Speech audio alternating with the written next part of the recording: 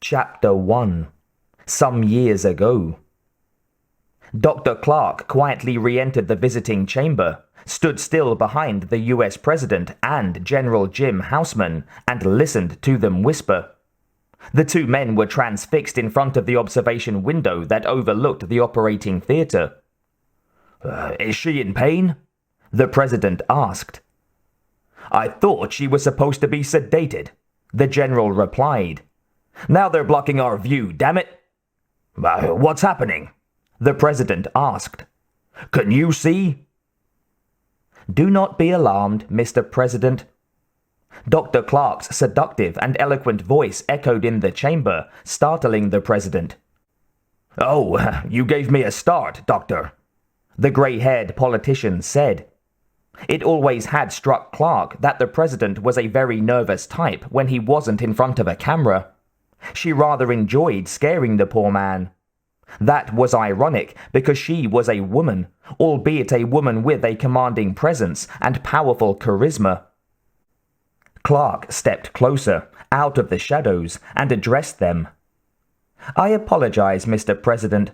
I thought you were aware that I was behind you. The President laughed nervously. It must be because we're down here so far underground. I guess I'm a little claustrophobic. General Houseman said, We'll get you back up to the surface as soon as you want to go, Mr. President. Clark noted that the general didn't look too pleased to be there either. Is she giving birth? The President asked. She's been in labor for a long time, Clark answered. It will be very soon, I'm sure.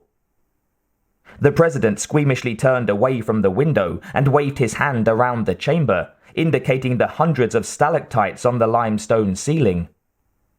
Do any of these things ever fall? They're thousands of years old, Mr. President, Clark replied. They won't fall on their own, I can assure you of that. And the likelihood of an earthquake occurring in the southeastern corner of New Mexico is quite remote. Her voice reverberated with upper-class sophistication and the timbre of a Shakespearean actress. The President nodded. I know. It's just amazing to think that on the other side of that cavern wall is one of America's most popular national parks. Hundreds of tourists pour through there every day. The Carlsbad area was perfect for the project. I'm in debt to your predecessor for backing it. The President tilted his head and said, You know, Doctor, I inherited this project. Tell me how you got established in this facility. Clark smiled. Ever since the caverns were discovered, there were many caves not open to the public. Caves just sitting here, available to the government. I believe the first time this cavern was used by the government was during World War II.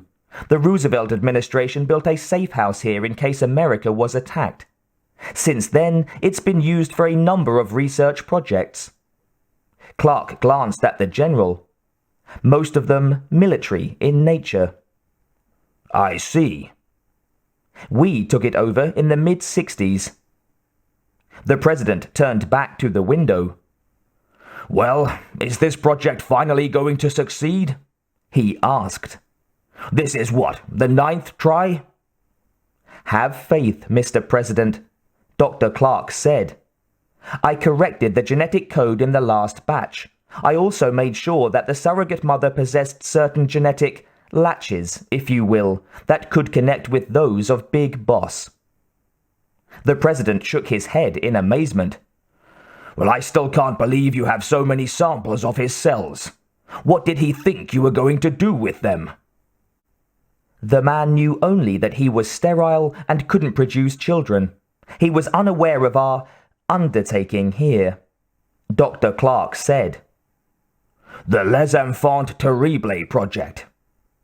Correct. We extracted the cells when Big Boss was in surgery, when he was wounded in the last war. The Pentagon gave strict orders that he was not to know anything about the project's outcome, whether or not we succeeded. Although, knowing Big Boss, I wouldn't be surprised if he has learned about it by now. The security surrounding our activities has not always been ideal. The security has been the best the US government can supply, Houseman countered. You know that, Doctor. Dr. Clark went on, without acknowledging the military man's defensive remark. We reproduce the cells through analog cloning and the super baby method, fertilized them into an ovum, as you know, and then implanted the fetuses into the mother. Does she know she's going to give birth to 8 babies? The president asked. Dr. Clark corrected him. She's not giving birth to all 8, only 2. 6 of the fetuses were aborted months ago so that we could encourage the growth of the other 2.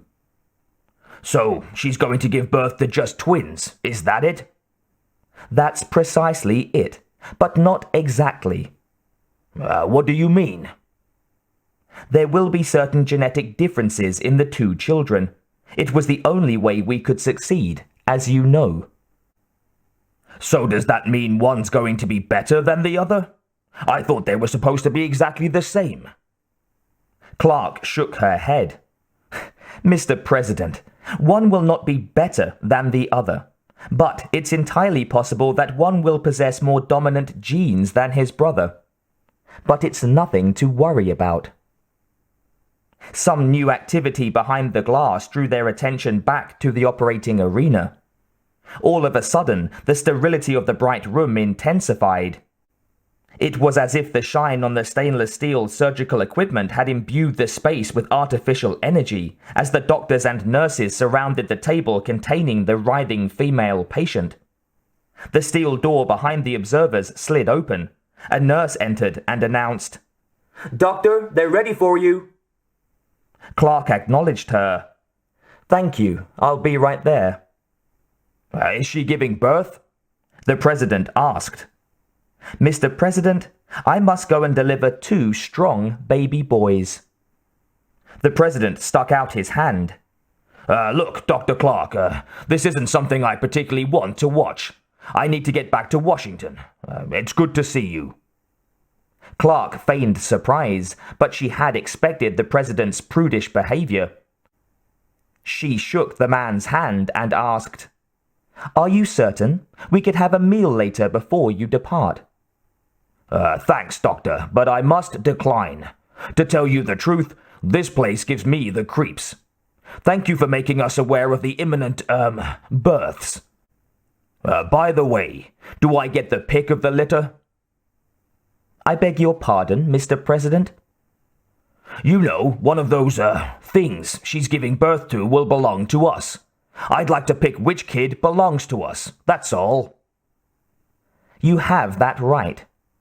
Clark held up her hands and laughed good-naturedly.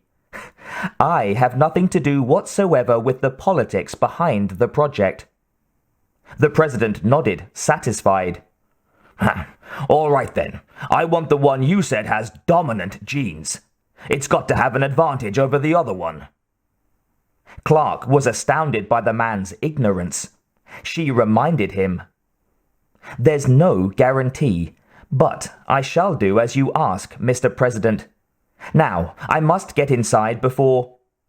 The President of the United States said, Goodbye, Doctor, and good luck. Please keep me informed. He looked at General Houseman and said, Let's go. As the President and his escort walked away from the observation window and towards the cavern's reinforced steel door, Dr. Clark rushed back to join the drama that was unfolding in the operating theater. It was terribly exciting. Finally, after several attempts, her efforts would bear fruit in the form of 2 live babies cloned from the genetic makeup of the most powerful fighting man the world had ever known, the legendary soldier, Big Boss. As Clark washed her hands, snapped on gloves, and entered the operating theater, she wondered what would become of the remaining supply of Big Boss's cells. Only a few trusted assistants had access to them. Would the president and his military cronies forget that there were some left? Dr. Clark was thrilled by the possibilities. Perhaps there could be another birthing procedure, should the need arise.